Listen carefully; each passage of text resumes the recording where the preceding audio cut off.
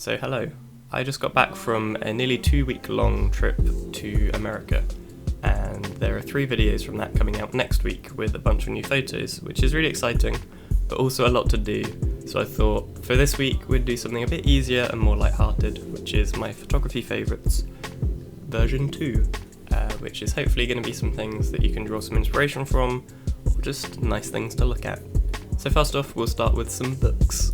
So the first book that I want to take a look at is the newest book that I have purchased, East of the Sun, West of the Moon by Gregory Halpin and Andrea Parlato. So this book is a bit of an older and more rare one, and it took me a while of an eBay saved search to find it. So all of the imagery is taken entirely during solstices and equinoxes. The premise was to try and explore orientation and what time looks and feels like.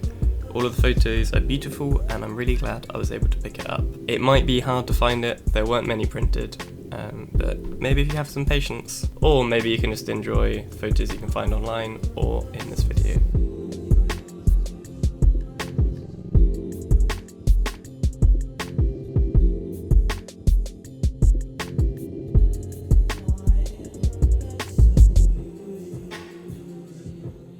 So the next one is Berlin by Mitch Epstein. So this one is a bit of a classic, and it's definitely easier to attain, and you can actually find it on Amazon for a pretty good price. Epstein is one of my favourite photographers, and his large format images have such vast detail to them that you can really get lost in the photos. The print quality in this book is also incredible. The images are so large and well detailed that it really shows off that beauty of 8x10 photography. His imagery of Berlin is truly like nothing else I've seen depicting the place, and the one that especially sticks out to me in that aspect is the bizarre image of an elephant standing in the middle of a field.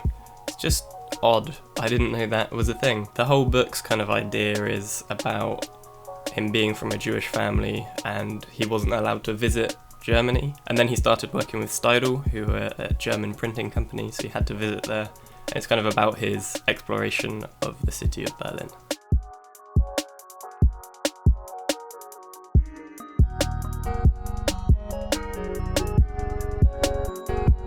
Next up is Songbook by Alex Soth.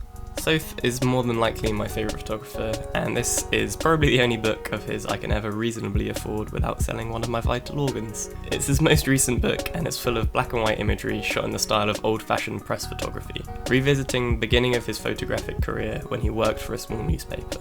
The book is stripped of the context of all the photos and lacking a proper foreword. Instead, it's kind of got these short passages from songs from the Great American Songbook. The viewer is then left to completely interpret their own understandings of each photograph, which I think is great.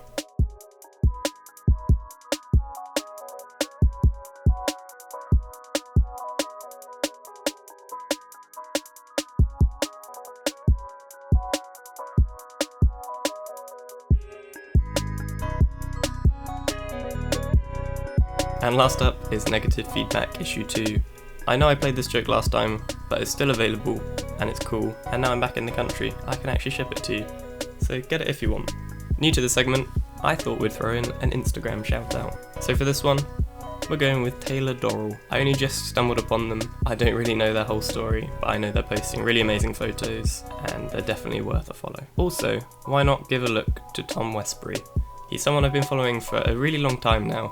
I think I stumbled upon him when I was looking at images on Flickr about the Mamiya 7 when I first bought one a few years ago. He takes these really cool topographic style images in the south of England, or mainly in the south of England at least, so why not give that a look too. And finally, I thought we'd do my favourite camera at the moment, although I probably wouldn't actually say this is my favourite camera, but I thought it probably might be worth mentioning that I was shooting with something new and that might be interesting. So I picked up a Pentax 6.7 and 105mm 2.4 for my trip to America, because I essentially needed something to take some portraits with. The Mamiya 7 is great, but being a rangefinder, it has a much longer close focus distance, so I wanted to pick up an SLR to give it a go, since I haven't done it in a while, and get some nice close-up portraits. I have to say, I did really enjoy using it, but I just always find rangefinders easier to focus, so I'm probably going to get rid of it soon after maybe making another video of that. There's already a few coming out on it from LA. So I think that's all for this video. I hope everyone is looking forward to the videos from America. I've started editing them, and I have to say I think it's definitely the best, it's at least the best looking thing that's ever been on the channel, so hopefully it should be exciting. 3 videos in 1 week, that's pretty cool. So thank you very much, and goodbye.